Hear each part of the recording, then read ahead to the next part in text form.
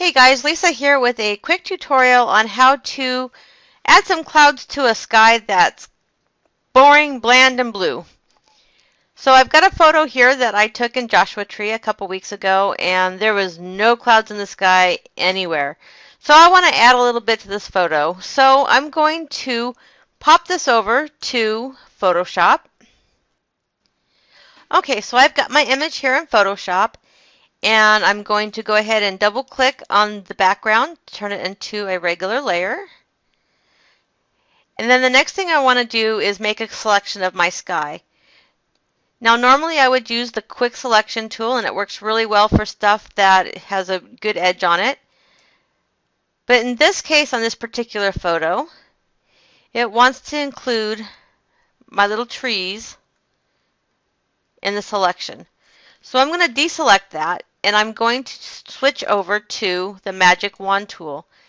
I'm going to leave contiguous checked on, and I'm going to click around in my sky to collect all of the different colors in the sky into my selection.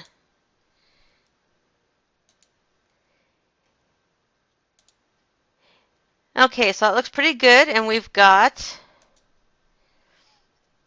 our trees now outside of our selection. So now that I've done that, I'm going to come down to the bottom of my layers panel and create a new layer.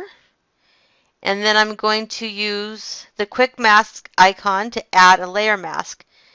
Now I'm going to want to move my brush around on this empty layer, so I'm going to unlink my mask from the layer. So I'm going to do that by clicking that little link icon. So now that I've done that, I want to make sure that I've selected my empty layer, and I'm going to grab a white brush. Make sure you're on white. We don't want black clouds in the sky. And I'm going to come up and grab one of my cloud brushes. And I like this one that I made a couple of days ago. And I'm going to stamp that on that empty layer. Once I've done that, I can come up here and use the Move tool to transform that. So we're going to just drag it across. And then I can move it around to see what part of that I want in my sky. And I think I want to pull this up kind of high. I think that looks pretty good. And then I'm going to click OK. Okay, so I'm going to go ahead and flatten the image. And there you have it. Clouds in the sky.